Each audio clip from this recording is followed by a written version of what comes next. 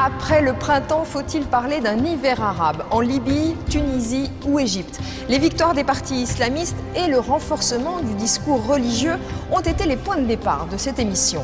Qui sont les islamistes? Et plus largement, les religions menacent-elles la démocratie? C'est le thème de ce nouveau Tombé du ciel.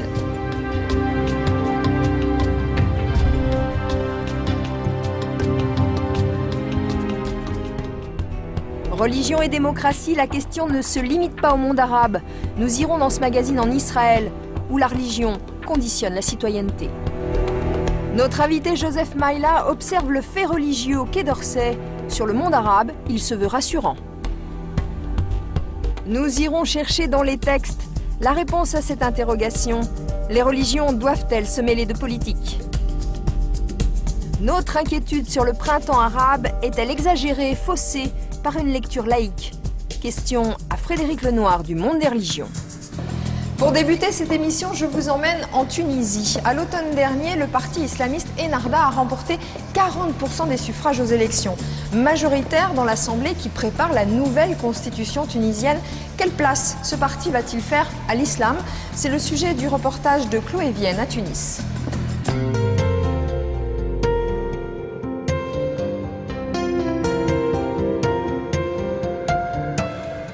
En ce mois de décembre, Madame Labidi, députée Ennahda, vient d'être élue vice-présidente à l'Assemblée constituante. Elle découvre ses nouveaux bureaux. Quand même, c'est le palais c'est de l'Assemblée nationale et maintenant l'Assemblée nationale constituante. Et ça porte tellement d'histoire que vraiment, oui, je suis émue. En ces premiers jours où va se décider la constitution de ce pays, une seule question monopolise le débat. La démocratie et l'islamisme politique sont-ils compatibles? Je ne le pense pas, je le vis. Je crois que il y a quelque chose qui est en train de naître et j'espère de grandir et de prospérer. C'est la rencontre de cette dimension, de cette appartenance à une civilisation arabo-musulmane et la démocratie. Et là, je pense, oui, je crois que ça se fait, c'est en train de se faire. Si la députée a l'air convaincue, ce n'est pas le cas de tout le monde. Khadija Cherif, militante des droits de l'homme et des droits de la femme, y voit une manipulation. Aujourd'hui, on se rend compte que le double discours de Ennahda est réel et qu'il y a de vraies menaces. Puisque on a commencé à parler d'abord des acquis des femmes en disant la polygamie, de toute façon, elle n'est pas pratiquée. Pourquoi l'interdire dans le texte? Après, ça a été, il y a beaucoup de femmes célibataires. Après tout, la polygamie pourrait résoudre des problèmes.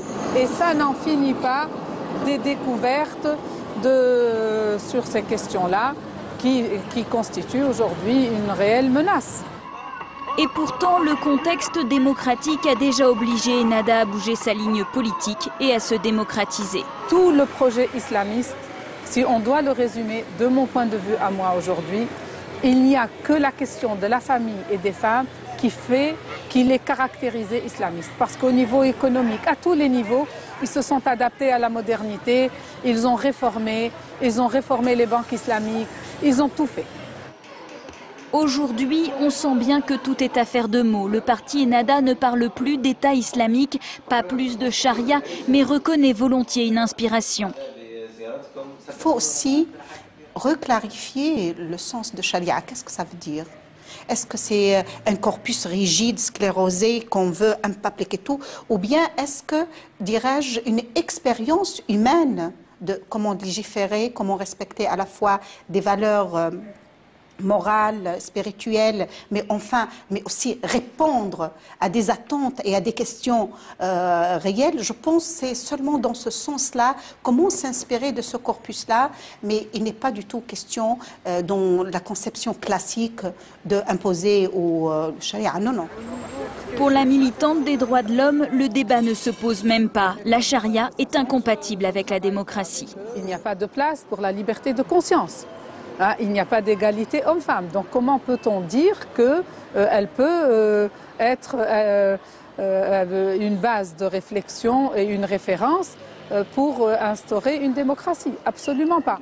Pour l'opposition, l'ambiguïté sur la charia est un pur calcul politique. Elle continue à maintenir une espèce de double discours de manière à contenter toutes les fractions islamistes, c'est-à-dire des plus extrêmes aux moins extrêmes, de manière à plaire à tous.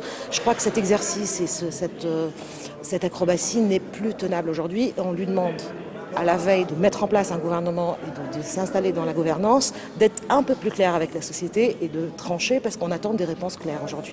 Comme je suis à cette position, vice-présidente de cette assemblée, que je respecte, cette assemblée, que je veux qu'elle honore les Tunisiens, je m'engage pas seule, mais avec toutes les femmes, quel que soit leur, disons, choix dans cette assemblée, à sauvegarder la liberté des Tunisiens. Pendant ce temps-là, les acteurs de la révolution ont planté leurs tentes et restent mobilisés. On a les pouvoirs, ils sont à la main d'un seul parti, et ça on le refuse parce qu'on est sorti ici pour abattre la dictature, pour la liberté et la démocratie. On veut une démocratie complète et totale, sinon on restera là jusqu'à qu'on négocie avec eux. Comment la diplomatie française voit-elle ces révolutions arabes? Faut-il être inquiet? Joseph Maïla dirige l'Observatoire du fait religieux au ministère des Affaires étrangères. Il a une approche plutôt pragmatique. Joseph Maïla, on le voit avec ce reportage sur la Tunisie, il y a deux points de vue qui s'opposent. Ceux qui disent ces partis, ils le disent eux-mêmes, vont se démocratiser, vont épouser la démocratie, même la défendre. Et puis il y a ceux qui disent attention, ils avancent masqués. Qui faut-il croire? Je crois qu'il faut croire les deux. Parce que l'espace public a été libéré. Cette transformation soudaine, subite de la Tunisie, au fond, libère tout un espace qui avait été sous chape à l'époque de Ben Ali. Donc toutes les forces politiques s'expriment. Donc toutes les sensibilités sont là. Tous les programmes sont débattus. Il y a eu des élections. Donc il y a des choix qui ont été faits. Alors, que les uns expriment leur appréhension ou leurs appréhensions, je trouve ça tout à fait normal. Que les autres soupçonnent un débat truqué ou accusent les autres d'avancer masqués, on peut le comprendre aussi. Est-ce que vous pensez qu'en général, les partis islamistes qu'on voit accéder au pouvoir dans plusieurs pays aujourd'hui sont capables d'évoluer et de se démocratiser ou en tous les cas de défendre des principes démocratiques au pouvoir? Est-ce que vous les pensez capables de ça? Oui, je ne les pense pas capables de cela simplement parce que j'ai décidé qu'ils étaient capables de cela. Mais il y a deux choses. D'une part, deux éléments à prendre en considération. Un parti comme celui des Frères musulmans, en Égypte, ou si on pense aussi même à la Jordanie, ce sont des partis qui, combattus, autorisés, sans être totalement légaux, sont entrés depuis, en tout cas pour les Frères musulmans, depuis l'époque post-nassérienne, dans un jeu de familiarité avec les institutions démocratiques qui les a en quelque sorte sociabilisés, accoutumés, familiarisés avec la démocratie. Et eux aussi ont intégré le rôle de la compétition. Ils font campagne, ils ont des propositions, ils sont dans le débat public. Et puis ils proposent... Mais ils pourraient avancer masqués? Ils pourraient avancer masqués. Alors qu'est-ce qui vous fait dire qu'ils sont encore... Le second point, c'est qu'effectivement, nous sommes dans un cadre pluraliste. Tant que nous étions dans un cadre autoritaire, effectivement, là, on pouvait penser que c'était opposition contre le représentant de l'autoritarisme d'État. Là, ils sont un parmi plusieurs. Hein. Et donc, à partir de ce moment-là, il y a des jeux d'alliance. Ça les oblige. Ça les oblige, bien entendu. Ils sont dans un cursus de compétition, de rivalité, de proposition et de contre-position. Est-ce que c'est le statut des femmes qui servira de curseur pour savoir si ces partis, en arrivant au pouvoir, respectent ou pas la démocratie? Est-ce que c'est le statut des femmes qui sera notre thermomètre en quelque sorte? Ce sera certainement l'un des curseurs, l'un des critères, l'un des clignotants qu'il faudra observer en quelque sorte pour voir comment... Et là, vous êtes inquiet ou pas? Non. On part toujours du cas de la Tunisie. Non, on parle en général. Alors, en général, non. Les questions se posent de manière extrêmement différenciée. Si vous avez dans une société une religiosité très grande, au plan sociétal, je ne parle même pas du plan législatif, mais si la société est extrêmement vigilante, il y a une moralisation, il y a du puritanisme, il y a du rigorisme, il y a ce qu'on appelle du wahhabisme, ce courant un peu puritain de l'islam, qui finit par imposer par pression sociale un comportement, notamment être très attentif à la manière dont les femmes circulent, Vous pensez à l'Égypte peut-être? Je pense à l'Égypte, bien entendu. Là, effectivement, la pression, moi je ne la crains pas tellement de l'État, mais il faudra voir comment la société elle-même, à partir de ses valeurs, va réagir. Et effectivement, nous ne sommes pas dans des sociétés qui sont entièrement sécularisées. Mais on ne peut pas dire que nous sommes dans des sociétés entièrement dominées par les valeurs religieuses. Nous sommes dans des sociétés en transition, dans lesquelles la religion peut apparaître comme une valeur refuge à un moment donné, comme une valeur structurante de l'espace, comme une manière identitaire de s'opposer, répondre à la question « qui suis-je ?» Mais je pense que toutes ces questions vont faire débat et que tout le monde n'est pas d'accord. Et quand tout le monde n'est pas d'accord, je pense qu'on peut, et le dit, je pense qu'on peut reconnaître là l'indice d'une société démocratique. Vous êtes apparemment confiant. Je pense qu'on peut être confiant parce que quand une société a décidé de se réveiller, de se libérer, de se débarrasser de tous les carcans qui étaient ceux de l'ancien régime, pour parler court, cette société ne peut plus revenir en arrière. La parole, une fois libre, elle va continuer. Et quand quelqu'un l'arrêtera, parce qu'il sera certainement à un moment donné du temps, il faut voir un peu comment a évolué la Révolution française. On n'est pas allé directement de la Révolution à la démocratie que nous connaissons. À un moment donné du temps, il va y avoir un accident peut-être. Mais la parole restera libre. Et à un moment donné, elle reviendra, elle repartira. C'est fini. C'est pour ça que je suis confiant. Le printemps arabe, même s'il ressemble à un automne, d'autres disent à un hiver, oui, un hiver le printemps, il est là. Il faut dire, le printemps, ça a été ce tournant dans les sociétés arabes. Donc, il y aura... ça, c'est irréversible. Et ça, c'est irréversible. Joseph Maïla, pour élargir cette question des relations entre religion et démocratie, nous nous sommes intéressés à un autre pays, au contexte religieux différent, Israël, pays qui est officiellement laïque, mais dans lequel la religion conditionne la citoyenneté. Un reportage de Jérôme Tournier.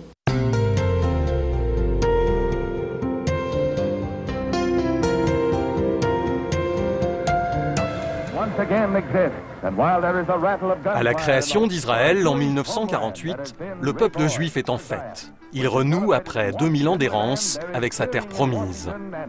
En associant une terre, un peuple et une nation, le caractère religieux de l'État est affirmé dès sa proclamation. Mais paradoxalement, ses pères fondateurs, les sionistes, n'étaient pas religieux, bien au contraire. On s'aperçoit immédiatement de la très forte ambivalence de l'identité des Juifs et en l'occurrence de ce qui va être l'État du peuple juif. C'est-à-dire que le mouvement sioniste est un mouvement fondamentalement politique et non pas religieux et même à certains égards anti-religieux. Les pères fondateurs voulaient faire un État socialiste et laïque.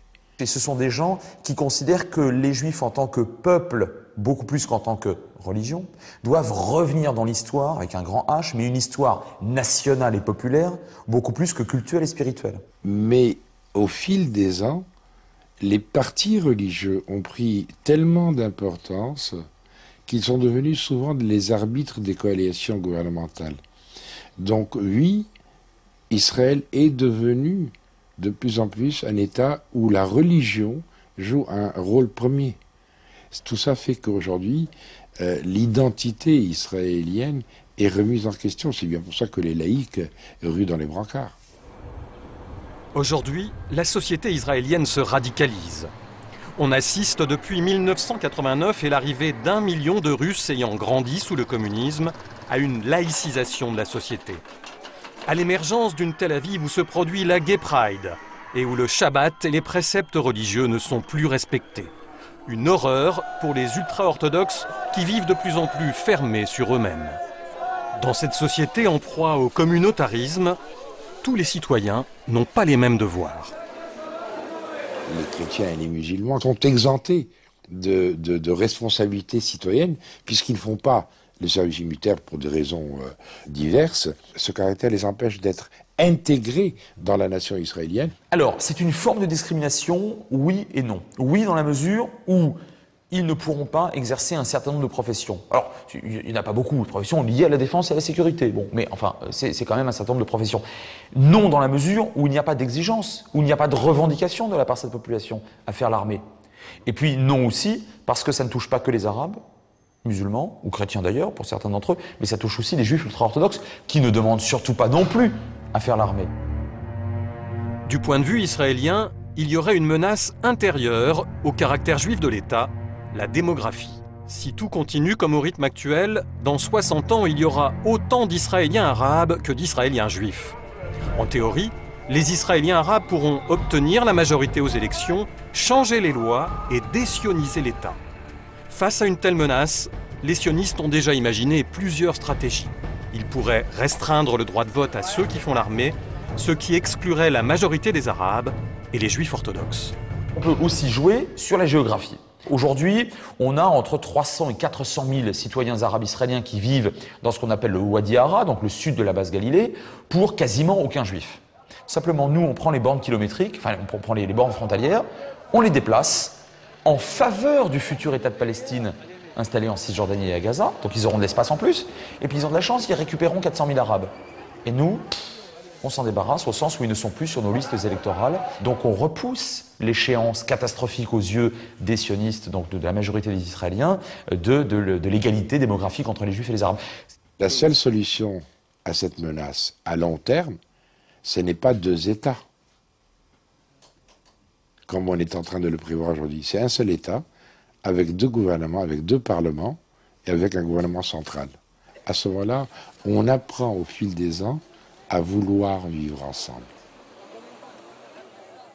Joseph Maïla, est-ce que c'est une clé de l'avenir d'Israël et peut-être de la paix aussi au Proche-Orient que cette question de la laïcité? Alors, oui et non, parce que la laïcité en tant que telle n'est pas le garant d'un avenir qui, lui, se joue dans l'intégration régionale, dans l'acceptation par les autres. Hein. Mais c'est certainement un adjuvant et un facteur fondamental pour dépasser le clivage religieux et mettre en avant la citoyenneté. Si on couple laïcité et citoyenneté, absolument, on est dans des processus d'intégration. Si, à l'intérieur de la démocratie et de la question de la citoyenneté, on fait des distinctions pour une raison ou pour une autre, dans le reportage, on parle beaucoup du service militaire. Si cette distinction revient entre des citoyens qui sont égaux devant la loi, mais qui ont un statut religieux différencié dont on tient compte, notamment pour le service militaire, alors effectivement, on envoie des messages qui sont contradictoires. Et cela n'aide pas. Cela n'aide pas. Alors on peut obtenir une paix intérieure, en combinant, en faisant que plusieurs traditions, les unes plus laïques, les autres plus religieuses coexistent, mais certainement que sur le plan de l'intégration, ça ne joue pas en faveur de cette intégration. Est-ce que vous nous confirmez, Joseph Maïla, que les religions, la question religieuse, pèse de plus en plus au niveau international et peut-être dans les conflits internationaux ? Est-ce que c'est une vue de l'esprit ou pas? Non, non, pas du tout. C'est sur le plan, par exemple, des conflits, il y a des conflits qui ont une dimension religieuse évidente. Je pense au conflit de l'ex-Yougoslavie. Un conflit, heureusement, qui est terminé, c'est le conflit irlandais, où il y avait ces oppositions. Mais il faut faire très attention. Ce sont des conflits dans lesquels le caractère religieux, le discriminant religieux, l'appartenance religieuse jouent, mais dans une opposition de type social ou économique. Au Proche-Orient, ce n'est pas un conflit religieux. Non, ce n'est pas un conflit religieux. Il faut certainement se départir de l'idée que le conflit israélo-arabe est un conflit de religion. Il s'agit de deux nationalismes. L'un porté par une population palestinienne qui est à majorité musulmane, mais il y a des chrétiens chez les Palestiniens, et l'autre qui est la population juive qui a réussi à créer son État. C'est des revendications de deux populations sur une même terre. Le fait que Jérusalem soit la terre sainte pour beaucoup de religions, pour les trois monothéismes en tout cas, effectivement complique les choses, mais ne change pas la nature du conflit. Est-ce que les religions menacent la démocratie selon vous? Non, je ne le crois pas. Je ne crois pas. Les religions, comme toutes les théories politiques, comme toutes les grandes convictions religieuses, comme toutes les visions de l'homme, hein, les visions philosophiques ou les considérations philosophiques sur l'homme, sa place dans la nature, dans la société, peuvent être soumises à des interprétations diverses et variées. Une des interprétations est l'interprétation fondamentaliste intégriste. Mais on voit par ailleurs dans d'autres sociétés des religions coexister tout à fait normalement avec d'autres et contribuer à une vie démocratique apaisée. Donc les religions peuvent faire de la politique? Elles peuvent faire de la politique, elles le font parfois très mal, ça dépend des situations et des tendances, mais rien ne s'oppose à ce qu'une religion se confine à véritablement faire progresser et le sentiment d'appartenance des individus à une humanité plus large, et puis le fait aussi que les hommes, qu'on le veuille ou non, sont inspirés dans leur comportement public par leurs convictions privées. Merci Joseph Maïla. Merci à vous. Les religions sont-elles par essence des acteurs politiques? C'est ce que nous avons voulu savoir avec notre rubrique dans les textes. Nous avons interrogé l'hindouisme, le bouddhisme et le catholicisme.